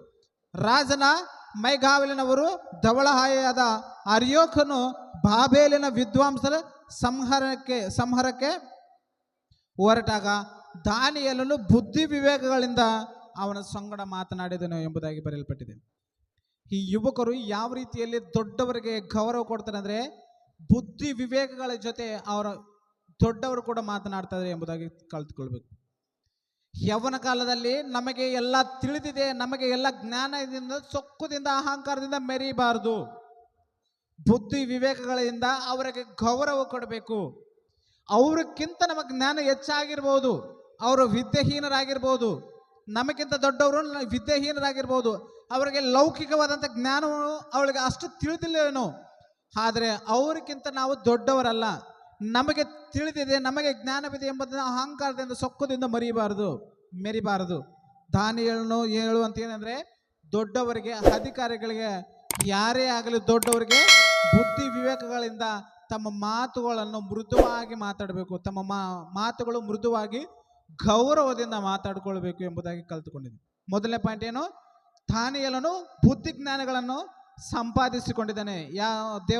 ದೇವರಲ್ಲಿ ನಂಬಿಕೆ ಇದರಿಂದ ಬುದ್ಧಿ ಜ್ಞಾನಗಳನ್ನು ಸಂಪಾದನೆ ಮಾಡಿಕೊಂಡು. ಎರಡನೇದಾಗಿ ಏನು ಕಲ್ತ್ಕೊಂಡಿವಿ ಅಂದರೆ, ದೊಡ್ಡವರ ಜೊತೆ ಬುದ್ಧಿ ವಿವೇಕಗಳಿಂದ ಮೃದುವಾದಂಥ ಮಾತುಗಳಿಂದ ಮಾತಾಡಬೇಕು, ದೊಡ್ಡವರಿಗೆ ಗೌರವ ಕೊಡಬೇಕು ಎಂಬುದಾಗಿ ಕಲ್ತ್ಕೊಂಡು. ಮೂರನೇ ಯೋಚನೆ, ಮೂರನೇದು ಏನು ನೋಡ್ಬೇಕಂತಂದ್ರೆ, ಇವರಿಗೆ ಸಮಸ್ಯೆ ಬಂದಾಗ ಒಬ್ಬರನ್ನೊಬ್ಬರು ಬಿಟ್ಟೋಗಿಲ್ಲ. ಇವರಿಗೆ ಸಮಸ್ಯೆ ಬಂದಿದೆ, ರಾಜನ ಕೊಲ್ಲುತ್ತಾನೆ ಎಂಬುದಾಗಿ ಸಮಸ್ಯೆ ಬಂದಿದೆ, ಕೊಲ್ಲಬೇಕಂತ ಸಮಸ್ಯೆ. ಈ ಕೊಲ್ಲುತ್ತಾನೆ, ನನ್ನ ಪ್ರಾಣ ನಾನು ಕಾಪಾಡಬೇಕು, ನಿನ್ನ ಪ್ರಾಣ ನೀನು ಕಾಪಾಡಬೇಕು, ಓಡೋಗೋಣ ಎಂಬುದಾಗಿ ಒಬ್ಬರನ್ನೊಬ್ಬರು ಬಿಟ್ಟು ಹೋಗಲಿಲ್ಲ. ಎಲ್ಲರೂ ಒಗ್ಗಟ್ಟಾಗಿ ಪ್ರಾರ್ಥನೆ ಮಾಡಿದ್ದಾರೆ. ಏನು ಮಾಡಿದ್ದಾರೆ? ಯಾರು? ಅವ್ರನ್ನೇನಂತಾರೆ? ಇಂಗ್ಲೀಷ್ ಬೈಬಲ್ ಏನಂತಿದೆ ಗೊತ್ತಾ? ಫ್ರೆಂಡ್ಸ್ ಅಂತಿದೆ. ರೈಟಾ? ನೋಡೋಣ, ಒಂದ್ಸಲ ಓದೋಣ. ಬಳಿಕ ದಾನಿಯೇಲನು ತನ್ನ ಮನೆಗೆ ಹೋಗಿ ಹನನ್ಯ, ಮಿಶಾಯೇಲು, ಅಜರ್ಯ ಎಂಬ ತನ್ನ ಸ್ನೇಹಿತರಿಗೆ, ಯಾರಿಗೆ? ತನ್ನ ಸ್ನೇಹಿತರಿಗೆ ಆ ಸಮಾಚಾರವನ್ನು ತಿಳಿಸಿ, ನಾವು ಬಾಬೆಲ್ನ ಇತರ ವಿದ್ವಾಂಸರೊಂದಿಗೆ ನಾಶವಾಗದಂತೆ ಪರಲೋಕದ ದೇವರು ಈ ರಹಸ್ಯದ ವಿಷಯವಾಗಿ ಕೃಪೆ ತೋರಲು ಆತನನ್ನು ಬೇಡಿಕೊಳ್ಳೋಣ ಎಂಬುದಾಗಿ ದಾನಿಯೇಲನು ಹೇಳಿದರೆ, ಆತನು ಹೇಳುವ ಮಾತಿಗೆ ಇವರೆಲ್ಲರೂ ಒಗ್ಗಟ್ಟಾಗಿ ಏನು ಮಾಡ್ತಾರೆ? ಪ್ರಾರ್ಥನೆ ಮಾಡ್ತಾರೆ.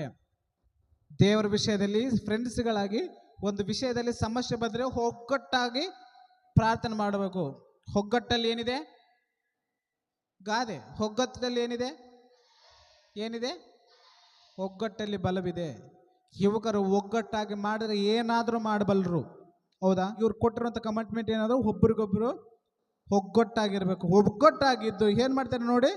ದೇವರಲ್ಲಿ ಪ್ರಾರ್ಥನೆ ಮಾಡ್ತಾರೆ. ಒಗ್ಗಟ್ಟಿದ್ದು ದೇವರಲ್ಲಿ ಪ್ರಾರ್ಥನೆ ಮಾಡೋದ್ರಿಂದ ಇವರಿಂದ ನಾವು ಏನು ಕೊಡ್ತೀವಿ? ಒಗ್ಗಟ್ಟಲ್ಲಿ ಬಲವಿದೆ ಎಂಬುದಾಗಿ ಹೇಳಿ ಇವರಿಗೆ ಹೇಳಿದ ಮೇಲೆ, ಇವರೆಲ್ಲ ಪ್ರಾರ್ಥನೆ ಮಾಡಿದ ಮೇಲೆ ದೇವರವ್ರಿಗೆ ಸಹಾಯ ಮಾಡ್ತಾನೆ. ದೇವರವ್ರಿಗೆ ಸಹಾಯ ಮಾಡಿದ ಮೇಲೆ, ಆಯ್ತು ನಮ್ಗೆ ಸಹಾಯ ಬಂದಿದೆ ಎಂಬುದಾಗಿ ಹೇಳಿ ದೇವರನ್ನು ಇವ್ರು ಮರ್ತೋಗಿಲ್ಲ. ಅರ್ಥ ಆಯ್ತಾ? ಈ ಕನಸಿನ ಭಾವನೆ ಯಾವಾಗ ಅವ್ರಿಗೆ ಗೊತ್ತಾಯ್ತು, ಆಯ್ತು ನಮ್ಗೆ ಗೊತ್ತಾಯ್ತು ಅಂತೇಳಿ ದೇವ್ರನ್ನ ಮರ್ತೋಗಿ ಅರಸನಿಗೆ ಹೋಗಿ ಡೈರೆಕ್ಟರ್ ಹೋಗಿ ಏನಂತಾರೆ ಅದನ್ನ ವಿವರಣೆ ಮಾಡಿ ಹೇಳಲಿಲ್ಲ. ಆ ರಹಸ್ಯವನ್ನು ಬಿಚ್ಚಿಕೊಟ್ಟಿರುವಂಥ ದೇವರಿಗೆ ಮತ್ತೆ ಏನು ಮಾಡ್ತಾರೆ? ಎಲ್ಲರೂ ಸೇರಿ ಕೃತಜ್ಞತೆಗಳನ್ನು ಸಲ್ಲಿಸಿದ್ದಾರೆ. ಏನು ಮಾಡಿದ್ದಾರೆ? ಕೃತಜ್ಞತೆಗಳನ್ನು ಸಲ್ಲಿಸಿದ್ದಾರೆ. ಥ್ಯಾಂಕ್ಸ್ ಅಂತಾರೆ. ಇದಕ್ಕೆ ಏನಂತಾರೆ? ಥ್ಯಾಂಕ್ಸ್. ಕೃತಜ್ಞತೆಗೆ ಥ್ಯಾಂಕ್ಸ್ ಅಂತಾರೆ. ನೀನು ರಹಸ್ಯಗಳನ್ನು ಬಿಚ್ಚಿ ಹೇಳಿರುವಂಥ ದೇವರಿಗೆ ಸೇರಿ ಎಲ್ಲರೂ ಏನು ಮಾಡ್ತಾರೆ? ಥ್ಯಾಂಕ್ಸ್ ಹೇಳಿದ್ದಾರೆ. ನಾವು ಆ ಯುವಕರಿಂದ ಏನು ಕಳ್ಬೇಕಂದ್ರೆ, ದೊಡ್ಡವರಾಗಲಿ ಯಾರೇ ಆಗಲಿ ನಮಗೇನಾದರೂ ಒಂದು ಅವರಿಂದ ನಮಗೆ ಮೇಲಾಯಿತು, ಒಂದು ವೇಳೆ ಸಹಾಯವಾತಂದರೆ ಅವರಿಗೆ ಕೃತಜ್ಞತೆಗಳನ್ನು ಸಲ್ಲಿಸದೇ ಇರಬಾರ್ದು, ಸಲ್ಲಿಸಬೇಕು. ನಮಗೆ ಯಾರಾದರೂ ಸಹಾಯ ಮಾಡಿದ್ರೆ, ನಮಗೆ ಏನಾದರೂ ಕೊಟ್ಟರೆ ಅವರಿಗೆ ನಾವು ಕೃತಜ್ಞತೆಗಳು ಹೇಳಬೇಕು, ಥ್ಯಾಂಕ್ಸ್ಗಳು ಹೇಳಬೇಕು ಎಂಬುದಾಗಿ ಕಲ್ತುಕೊಳ್ಬೇಕು. ಮೊದಲನೇದೇನು? ದಾನಿಯೇಲನು ಕನಸುಗಳ ಅರ್ಥವನ್ನು ಹೇಳುವಷ್ಟು ಜ್ಞಾನವನ್ನು ಸಂಪಾದನೆ ಮಾಡಿದ್ದಾನೆ, ದೇವರಲ್ಲಿ ವಿಶ್ವಾಸ ಬಿದ್ದು. ಎರಡನೇದು ಏನು ಮಾಡಿದ್ದಾನೆ? ದೊಡ್ಡವರ ಜೊತೆಯಲ್ಲಿ ಯಾವ ರೀತಿಯಲ್ಲಿ ಮಾತಾಡಬೇಕು ಎಂಬುದಾಗಿ ಕಲ್ತುಕೊಂಡು, ಬುದ್ಧಿಯಿಂದ ವಿವೇಕದಿಂದ ಮೃದುವಾದಂಥ ಮಾತುಗಳಿಂದ ದೊಡ್ಡವರು ಕೂಡ ಮಾತಾಡಬೇಕು ಎಂಬುದಾಗಿದೆ. ಮೂರನೇದು, ಫ್ರೆಂಡ್ಸಲ್ಲಿ ಐಕ್ಯತೆ ಇದೆ, ಒಗ್ಗಟ್ಟಿದೆ. ನಮ್ಮಲ್ಲಿ ಜಗಳಗಳು ಜಾಸ್ತಿ ಇದೆ, ಹೌದಿಲ್ಲ? ನಮ್ಮಲ್ಲಿ ಜಗಳಗಳು ಜಾಸ್ತಿ ಇದೆ. ಆ ಫ್ರೆಂಡ್ಸ್, ಆ ಯುವಕರಲ್ಲಿ ಏನಾಗಿದೆ? ಒಗ್ಗಟ್ಟಿದೆ, ಒಗ್ಗಟ್ಟಲ್ಲಿ ಬಲವಿದೆ. ಒಗ್ಗಟ್ಟಾಗಿ ದೇವರನ್ನು ಪ್ರಾರ್ಥನೆ ಮಾಡಿದಾಗ, ದೇವರವರು ಸಹಾಯ ಮಾಡಿದಾಗ ಕೃತಜ್ಞತೆಗಳು ಹೇಳಿದ್ದಾರೆ. ನೆಕ್ಸ್ಟ್ನೇ ಪಾಯಿಂಟ್, ಎರಡನೇ ದಯ 30ನೇ ವಚನ ಒಂದ್ಸಲ ನೋಡೋಣ. ಭೂಲೋಕದಲ್ಲಿ ಇರುವಂಥ ವ್ಯಕ್ತಿಗಳ ಎಲ್ಲರಿಗಿಂತಲೂ ನಾನೇ ಜ್ಞಾನವಂತನಂತಲ್ಲ, ರಹಸ್ಯಗಳನ್ನು ಬಿಚ್ಚಿ ಹೇಳುವಂಥ ದೇವರು ಒಬ್ಬನಿದ್ದಾನೆ ಅಂತೇಳಿ ತನ್ನನ್ನು ತಾನು ತಗ್ಗಿಸಿಕೊಳ್ತಾನೆ. ತನ್ನ ಜ್ಞಾನವನ್ನು ತಾನು ತಗ್ಗಿಸಿಕೊಂಡು ದೇವರನ್ನು ಘನಪಡಿಸ್ತಾನೆ. ಯಾರನ್ನು ಘನಪಡಿಸ್ತಾನೆ? ತಾನೇನು ಮಾಡ್ಕೊಳ್ತಾನೆ? ತನ್ನನ್ನು ತಾನು ತಗ್ಗಿಸಿಕೊಳ್ತಾನೆ. ವಯಸ್ಸು ಯಾವುದು? ಆತನ ವಯಸ್ಸು ಯಾವುದು? ಯವ್ವನ ವಯಸ್ಸಲ್ಲಿ ತನ್ನನ್ನು ತಾನು ತಗ್ಗಿಸಿಕೊಂಡು ದೇವರನ್ನ ಮಹಿಮೆ ಪಡಿಸ್ತಾನೆ. ದೇವ್ರು ನನಗೆ ಈ ಅವಕಾಶವನ್ನು ಕೊಟ್ಟಿದ್ದಾನೆ ಅಂತೇಳಿ ತನ್ನನ್ನು ತಾನು ತಗ್ಗಿಸಿಕೊಂಡು ದೇವರನ್ನ ಘನಪಡಿಸ್ತಾನೆ. 4ನೇ ವಿಷಯ ಏನು ಕೇಳ್ತಬೇಕು? ನಮ್ಮನ್ನು ನಾವು ತಗ್ಗಿಸಿಕೊಳ್ಬೇಕು ಎಂಬುದಾಗಿ ಕಲ್ತ್ಕೊಳ್ಬೇಕು. 5ನೇ ವಿಷಯ, ಈತನ ಕೊಟ್ಟಿರುವಂಥ ಮಾತೇನು? ಯಾರಾದರೂ ಕನಸಿನ ಅರ್ಥ ಹೇಳ್ತಾರೋ ಅವರಿಗೆ ಉನ್ನತ ಸ್ಥಾನ ಕೊಟ್ಟು ಗೌರವವನ್ನು ಕೊಡ್ತೇನೆ ಎಂಬುದಾಗಿ ಹೇಳ್ತಾನೆ. ಈತ ಹೇಳಿದ ಮೇಲೆ ಈತಿಗೆ ಒಂದು ಉನ್ನತವಾದ ಸ್ಥಳವನ್ನು ಕೊಟ್ಟು ಆ ಸಂಸ್ಥಾನದಲ್ಲಿ ಸಕಲ ವಿದ್ವಾಂಸರಿಗೆ ಎಲ್ಲರಿಗಿಂತ ಮೇಲಾದಂಥ ಎಲ್ಲರಿಗಾದ ಉನ್ನತವಾದಂಥ ಸ್ಥಿತಿಯನ್ನು ನೆಬೂಕದ್ನೆಚ್ಚರ್ ದಾನಿಯೇಲನಿಗೆ ಕೊಡ್ತಾನೆ. ಈ ಸ್ಥಿತಿಯನ್ನು ಕೊಟ್ಟಾಗ ಇಲ್ಲಿ ಕೇಳಿ, ಎಲ್ಲರೂ ಇಲ್ಲಿ ಕೇಳಿ, ದಾನಿಯೇಲನಿಗೆ ಈ ಉನ್ನತವಾದಂಥ ಸ್ಥಿತಿ ಬಂದಾಗ ಏನಾಗುತ್ತೆ ಅಂತಂದರೆ ತನ್ನ ಫ್ರೆಂಡ್ಸನ್ನ ಮರ್ತೋಗಂಗಿಲ್ಲ. ಅರ್ಥ ಆಯ್ತಾ? ದಾನಿಯೇಲನು ತನ್ನ ಉನ್ನತವಾದಂಥ ಸ್ಥಿತಿಗೆ ಹೋದ್ಮೇಲೆ ತನ್ನ ಫ್ರೆಂಡ್ಸನ್ನ ಮರ್ತೋಗಂಗಿಲ್ಲ. ಆ ಫ್ರೆಂಡ್ಸ್ ಕೂಡ ನೆಬೂಕದ್ನೆಚ್ಚರನ ಅವ್ರ ವಿಷಯದಲ್ಲಿ ಹೇಳಿ ಅವ್ರಿಗೂ ಕೂಡ ಉನ್ನತವಾದಂಥ ಸ್ಥಿತಿಯಲ್ಲಿ ಅವ್ರನ್ನ ಕೂಡ ಕುಂದಿರಿಸ್ತಾನೆ. ನೋಡಿ, ದಾನಿಯೇಲನು ಬಿನ್ನಹ ಮಾಡಲು ರಾಜನು ಶದ್ರಕ್ ಮೇಷಕ್ ಅಬೇದ್ನೆಗೋ ಎಂಬವರಿಗೆ ಬಾಬೆಲ್ನ ಸಂಸ್ಥಾನದಲ್ಲಿ ಕಾರ್ಯಭಾರವನ್ನು ವಹಿಸಿದನು. ದಾನಿಯೇಲನು ಅರಮನೆಯಲ್ಲೇ ನಿಂತನು. ಇವ್ರ ಮುಖಾಂತರ ನಾವು 5 ವಿಷಯಗಳನ್ನು ತಿಳಿದುಕೊಂಡಿದ್ದೀವಿ. ಮೊದಲನೇದು, ದೇವರಲ್ಲಿ ನಂಬಿಕೆ ಇದ್ದು ಜ್ಞಾನವನ್ನು ಬುದ್ಧಿಯನ್ನು ಸಂಪಾದನೆ ಮಾಡಿಕೊಂಡಿದ್ದಾನೆ. ಮೊದಲನೇದು. ಎರಡನೇದು, ದೊಡ್ಡವರ ಜೊತೆ ಬುದ್ಧಿ ವಿವೇಕಗಳಿಂದ ಮರ್ಯಾದೆ ಕೊಟ್ಟು ಮೃದುವಾದಂಥ ಮಾತುಗಳಿಂದ ಮಾತಾಡಬೇಕು ಎಂಬುದಾಗಿ ಕಲ್ತುಕೊಂಡಿದ್ದಾನೆ. ಮೂರನೇದು, ಫ್ರೆಂಡ್ಸಲ್ಲಿ ಸ್ನೇಹಿತರಲ್ಲಿ ಒಗ್ಗಟ್ಟಾಗಿರಬೇಕು. ಒಗ್ಗಟ್ಟಲ್ಲಿ ಬಲವಿದೆ. ಒಗ್ಗಟ್ಟಾಗಿದ್ದು ಏನು ಮಾಡಿದ್ದಾರೆ? ಪ್ರಾರ್ಥನೆ ಮಾಡಿದ್ದಾರೆ. ಫ್ರೆಂಡ್ಸು ಒಗ್ಗಟ್ಟಿದ್ದು ಪ್ರಾರ್ಥನೆ ಮಾಡಿದ್ದಾರೆ. ಪ್ರಾರ್ಥನೆ ಮಾಡಿದ ಮೇಲೆ, ಪ್ರಾರ್ಥನೆ ಕೇಳಿದ ಮೇಲೆ, ದೇವರ ಸಹಾಯ ಮಾಡಿದ ಮೇಲೆ, ಆ ದೇವರಿಗೆ ಸಹಾಯ ಮಾಡಿದಂಥ ಆ ದೇವರಿಗೆ ಇವರೆಲ್ಲರೂ ಒಗ್ಗಟ್ಟಾಗಿ ಏನು ಮಾಡ್ತಾರೆ? ದೇವರಿಗೆ ಕೃತಜ್ಞತೆಗಳು ಹೇಳ್ತಾರೆ, ಥ್ಯಾಂಕ್ಸ್ ಹೇಳ್ತಾರೆ. 4ನೇ ವಿಷಯ ಏನು? ನಾವು ಕೃತಜ್ಞತೆಗಳಾಗಬೇಕು. ನಾವು ಯಾರಿಗೆ ಕೂಡ ಅಂದ್ರೆ ಸಹಾಯ ಕೇಳಿ ನಮಗೆ ಸಹಾಯ ಪಡೆದುಕೊಂಡ್ರೆ ನಾವು ಅವ್ರಿಗೆ ಕೃತಜ್ಞತೆಗಳನ್ನು ಸಲ್ಲಿಸಬೇಕು. 5ನೇ ವಿಷಯ, 4ನೇ ವಿಷಯ ಏನು? ನಮ್ಮನ್ನು ನಾವು ತಗ್ಗಿಸಿಕೊಳ್ಬೇಕು. ಯವನ ಕಾಲದಲ್ಲಿ ತಗ್ಗಿಸಿಕೊಂಡ್ರೆ ಮಾತ್ರ ದೊಡ್ಡವರಾದ ಮೇಲೆ ನಾವು ಹೆಚ್ಚಲ್ಪಡ್ತೀವಿ. ಯವನ ಕಾಲದಲ್ಲಿ ಮೈ ಮರೆದ್ರೆ ನಮ್ಮನ್ನು ದೇವರು ನಾಶ ಮಾಡ್ತಾನೆ. ಯವನ ಕಾಲದಲ್ಲಿ ತಮ್ಮನ್ನು ತಾವು ತಗ್ಗಿಸಿಕೊಂಡಿದ್ದಾರೆ ಅಂತ ದೇವರು ಮೇಲಕ್ಕೆ ಏರಿಸಿದ್ದಾನೆ. ಮೊದಲನೇದು ದೇವರಲ್ಲೇ ಭಯಭಕ್ತಿ ಇದರಿಂದ ಒಳ್ಳೆ ಜ್ಞಾನ ಬಂದಿದೆ. ಎರಡನೇದು, ದೊಡ್ಡವ್ರ ಜೊತೆ ರೆಸ್ಪೆಕ್ಟ್ ಆಗಿ ಮಾತಾಡಬೇಕು, ಗೌರವದಿಂದ ಮಾತಾಡಬೇಕು. ಮೂರನೇದು, ಒಗ್ಗಟ್ಟಾಗಿ ದೇವರಲ್ಲಿ ಭಯಭಕ್ತಿ ಆಗಿದೆ ಪ್ರಾರ್ಥನೆ ಮಾಡಬೇಕು. 4ನೇ ವಿಷಯದಲ್ಲಿ ಏನಿದೆ? ತಮ್ಮನ್ನು ತಾವು ತಗ್ಗಿಸಿಕೊಂಡಿದ್ದಾರೆ. 5ನೇ ವಿಷಯ, ಆತನು ಉನ್ನತ ಸ್ಥಿತಿಗೆ ಹೋದ್ಮೇಲೆ ತನ್ನ ಫ್ರೆಂಡ್ಸನ್ನು ಮರ್ತೋಗಿಲ್ಲ. ನನಗೆ ಒಳ್ಳೆ ಪೊಸಿಷನ್ ಬಂದಿದೆ, ನಾವು ಸೆಟ್ಲ್ ಆಗಿದ್ದೀವಲ್ಲ, ಅವ್ರನ್ನ ಯಾಕೆ ನೋಡ್ಬೇಕು ಎಂಬುದಾಗಿಲ್ಲ.